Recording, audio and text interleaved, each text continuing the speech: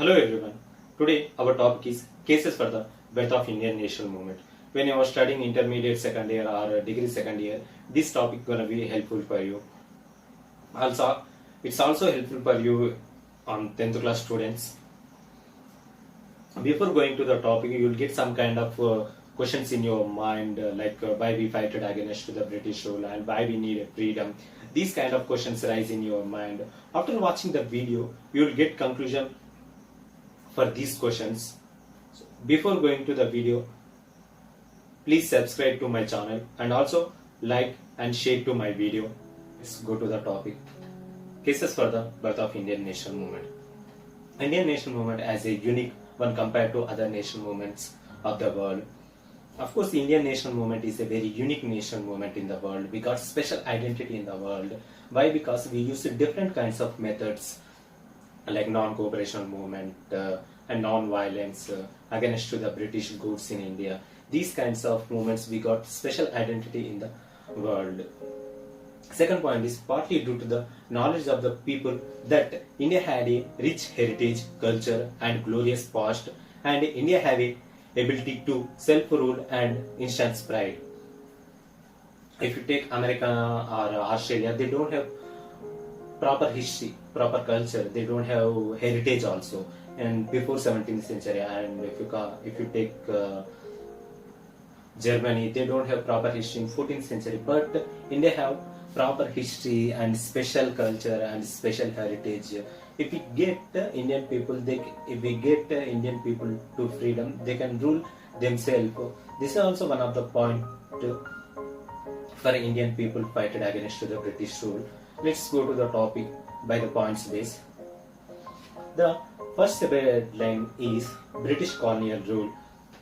British rule in India had both positive and negative impact on Indian society. When Britishers came into India, we got both points, positive at the same time negative. When they are ruling in India, we got a positive and negative points in them ruling. First, we discussing about positive points. What are the positive points? The British rule had introduced the concurrent administrative structure with several departments, divided and rational lines, and also introduced Indian civil services, and also created vibrant judicial system by drawing Indian penal code and criminal procedure code, and also development on infrastructure such as post, telegraphs, communication, railways and roadways, and major irrigation system. Before Britishers came into India, we don't have penal code and we don't have such proper infrastructure, and we don't have any railways, we don't have proper roadways, and we don't have criminal procedure code also.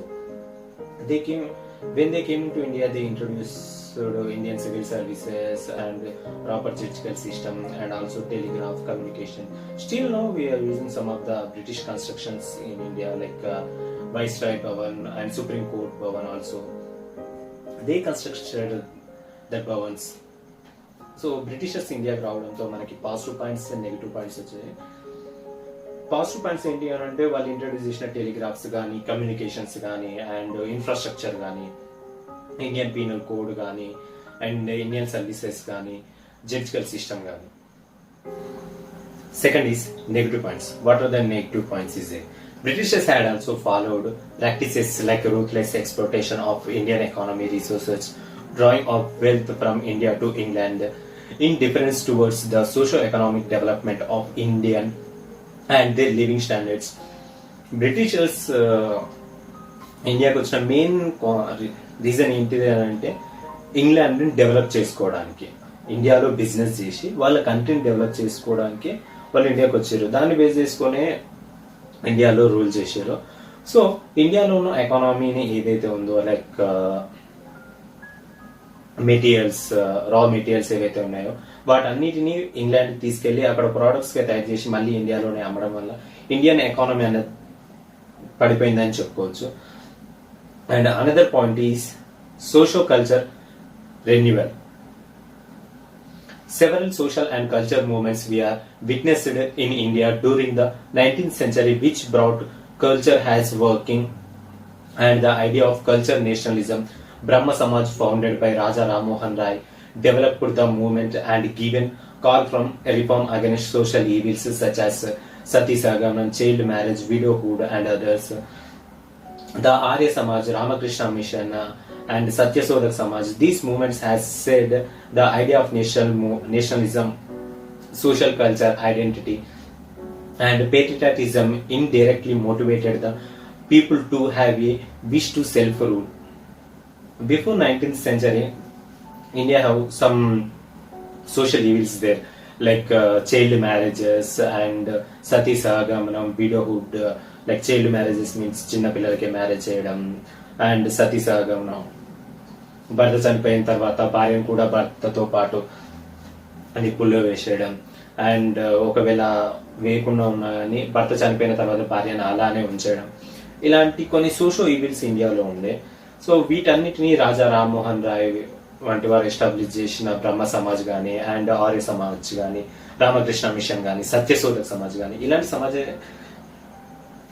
సమాజెస్ ఏం చేసినాయి అంటే ఇండియాలో socio culture revolution తీసుకొచ్చినాయి అని చెప్పుకోవచ్చు. అప్పటి వరకు హిందూ మతంలో, Hindu religion లో ఉన్న మూఢ నమ్మకాలన్నింటినీ రిమూవ్ చేసేసి కొత్త identity,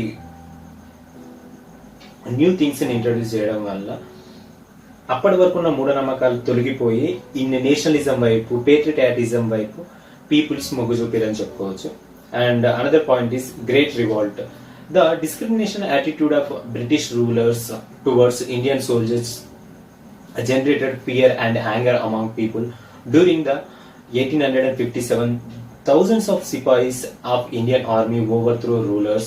The movement had participated great leaders like Jhansi Lakshmi Bai, Mangal Pandey, Nana Sahib, and others.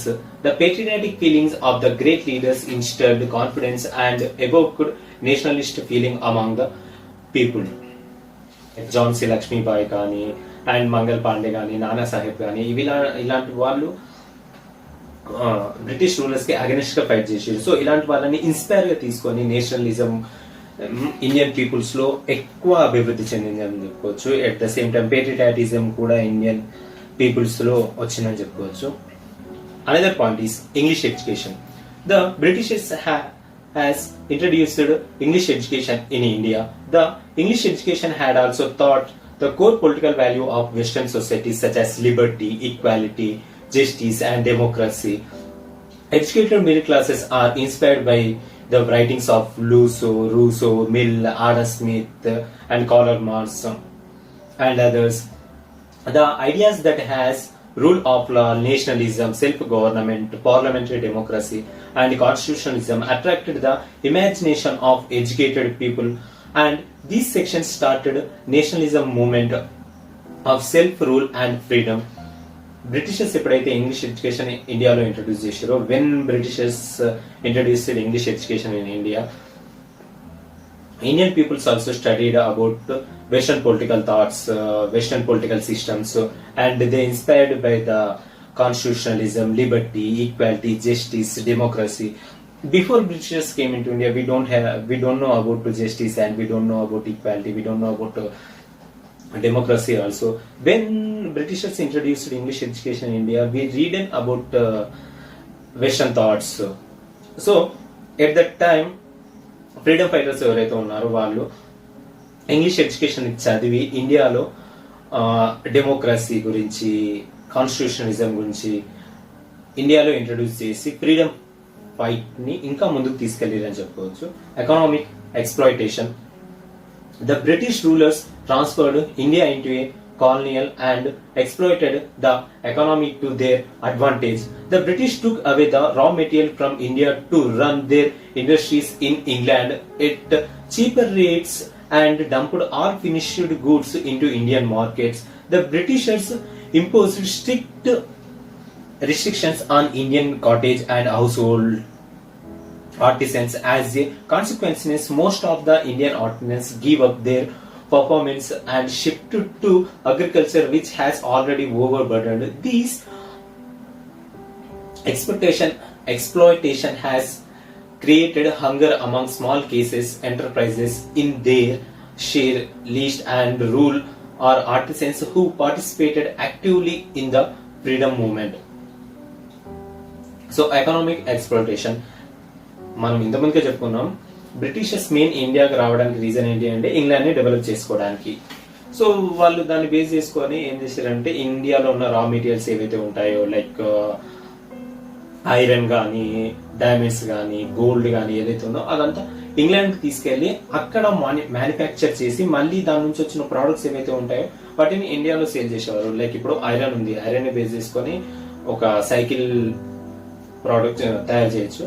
So iron ని ఇండియా నుంచి తీసుకొని వెళ్ళి ఇంగ్లాండ్ లో తయారు చేసి మళ్ళీ దాన్ని ఇండియాలో అమ్మేవాళ్ళు. సో దాని వల్ల ఇండియాలో అప్పటి వరకు చేస్తున్న ఆర్టిసన్స్ ఎవరైతే ఉన్నారో కుమ్మరి, కమ్మరి, వడ్రంగి వీళ్ళు అప్పుడు మనకి ఇండియాలో ఇండస్ట్రియలైజేషన్ లేదు కనుక వీళ్ళందరూ ఈ ఇండస్ట్రియలైజేషన్ ని తట్టుకోలేకపోయారు. అందువల్ల వీళ్ళందరూ అగ్రికల్చర్ వైపు వెళ్ళారని చెప్పుకోవచ్చు. Agriculture some of vent to the labour works also.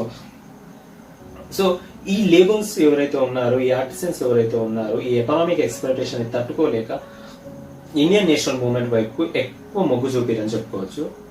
They then most of the artisans went to the freedom fight movement. Famines and acute poverty.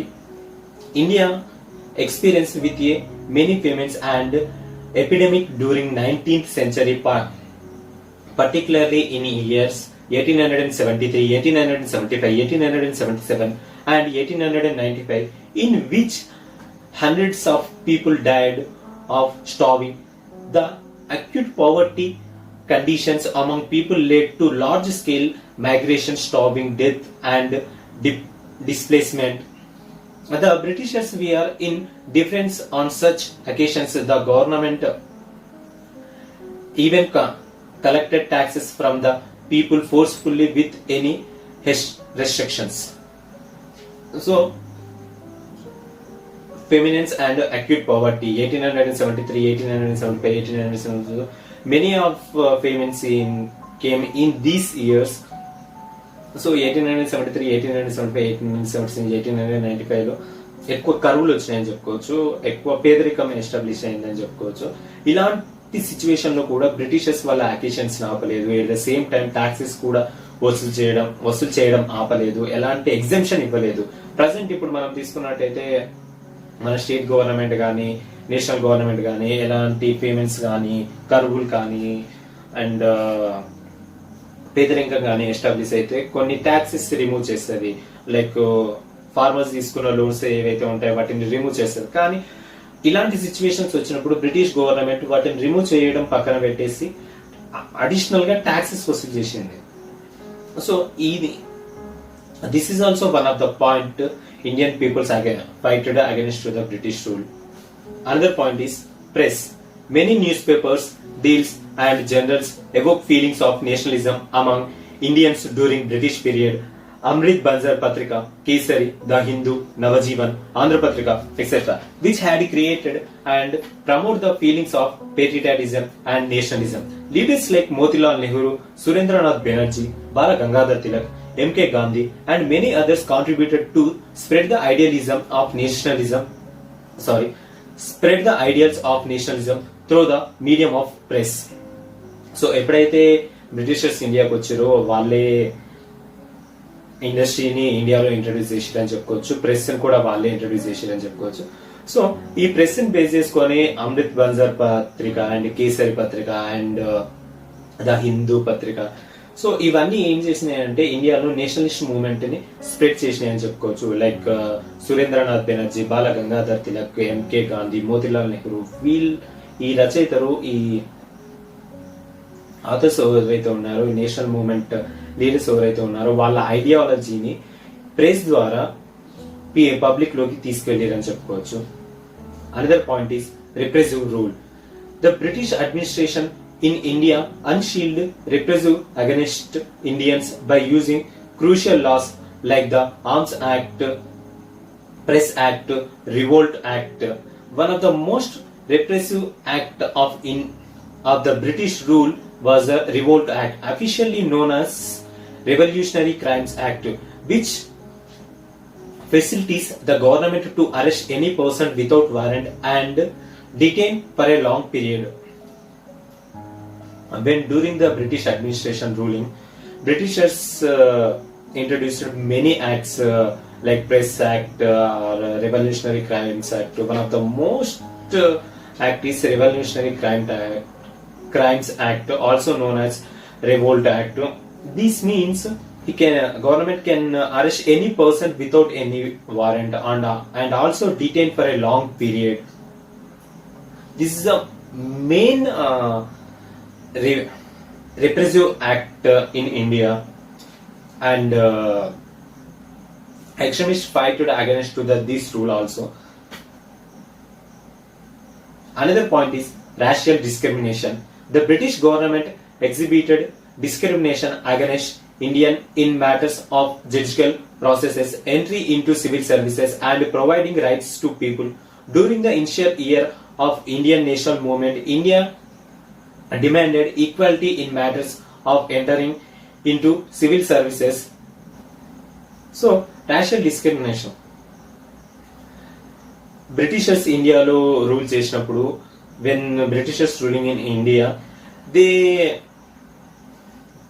dominated to Indians. They introduced Indian civil services in India, but Indians don't have entry in Indian civil services.